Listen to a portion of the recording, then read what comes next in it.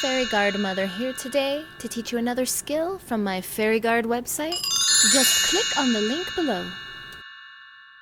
Today I will be bringing you some information from my website, Guard Skills, blocks, facings, and orientation. A flag block.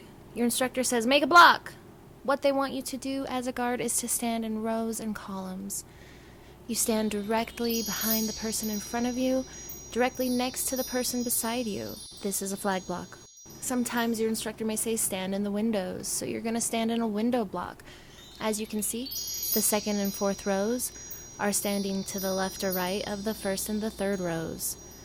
This is so the rows have people standing in the windows, and you can see more that way, and sometimes that's a better block to see what you want to see as an instructor. Facings are generally referring to the way your body is facing as you're performing. We're talking about your shoulders, your hips facing the front, your toes facing the front.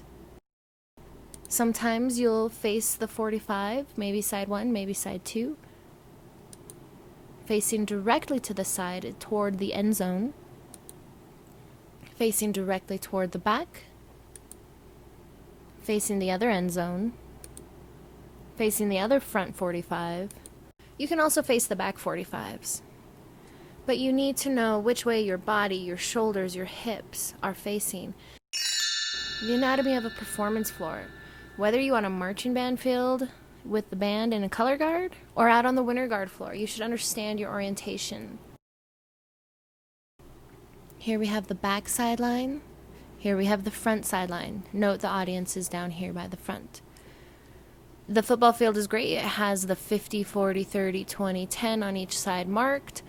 There's an end zone already. And then there's a bunch of these white little marks called hash marks in the front and the back. And it really sets up a grid for a band or guard already. Side 1. When the judges are judging, they'll usually say the side on their left. Remember, the audience or judge's left is side 1. And side 2 would be the right side from the audience's perspective or the judge's perspective, not you as the performer. Winter guard floor, very similar.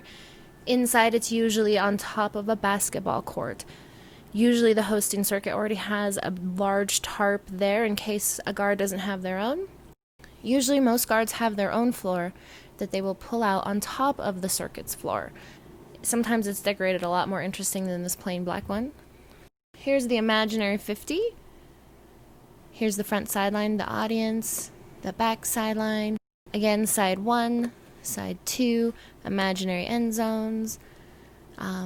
Usually the rule for winter guard is you can step off your own floor, but you cannot step off the circuit's floor. So that's all I have for you today for blocks, facings, and orientation. Please see my website. It is linked below. To learn a new skill from your Fairy Guard Mother, subscribe to my channel, like the video, and comment below. Or, as always, email me at yourfairyguardmother@gmail.com.